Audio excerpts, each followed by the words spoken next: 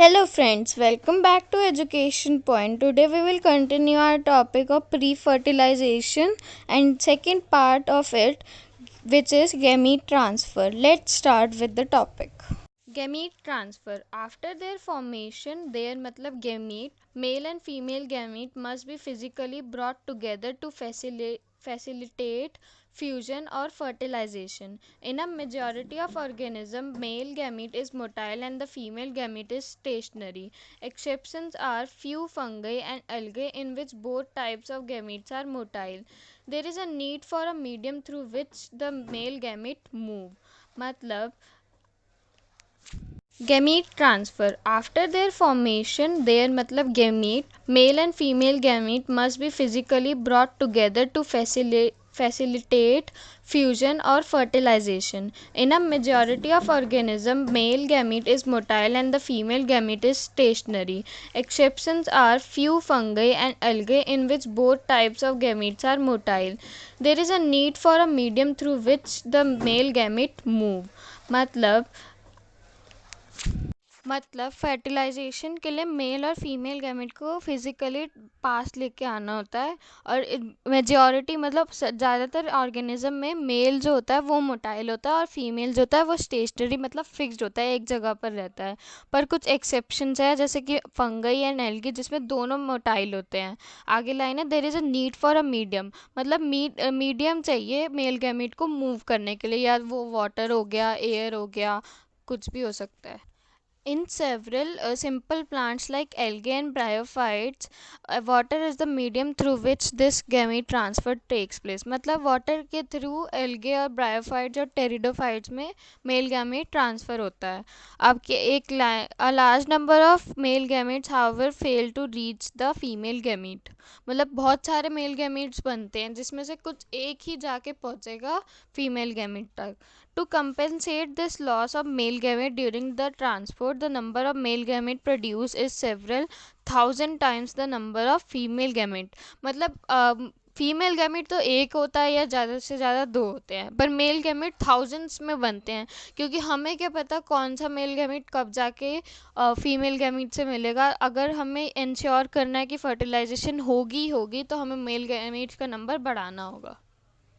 Next, in seed plants, pollen grains are the carriers of male gamete and ovule have a egg. मतलब जो seed वाले plants होते हैं उसमें pollen grain के पास होते हैं मेल गैमेट और ओव्यूल के अंदर होता है egg.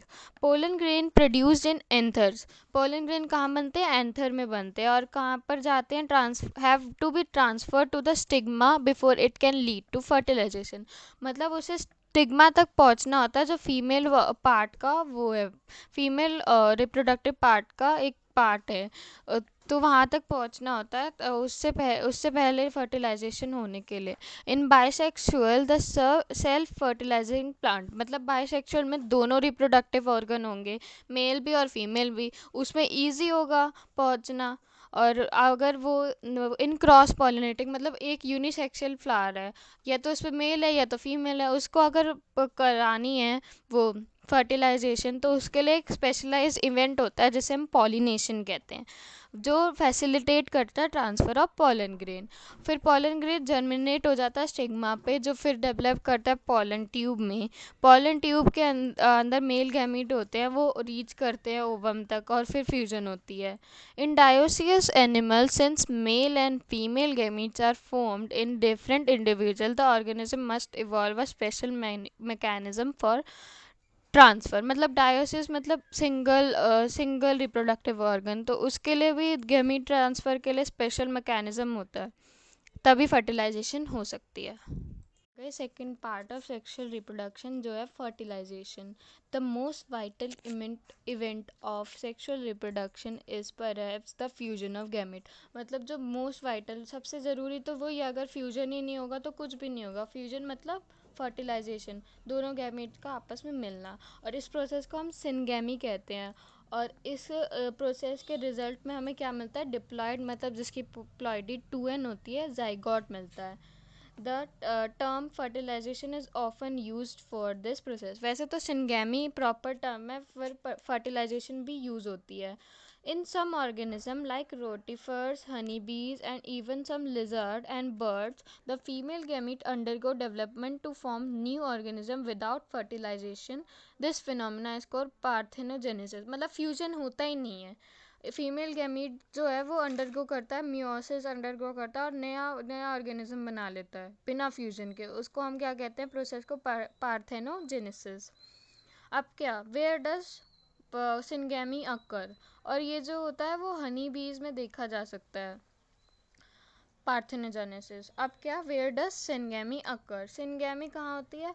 In most aquatic animals, majority of algae and fishes as well as amphibian, syngamy occurs in external medium. और वो एक्सटर्नल मीडियम क्या होता है? वाटर, आउटसाइड द बॉडी होती है. और इस टाइप ऑफ फ्यूजन को हम एक्सटर्नल fertilization कहते हैं. Organism exhibiting external fertilization show great synchrony between the sexes and a release of large number of gametes into the surrounding medium. मतलब large number of gametes भेजना ही पड़ेंगे external medium में, क्या पता कहाँ जाके मिले, तो इसलिए बहुत सारे गेमीट्स, मेल गेमीट्स बनते हैं.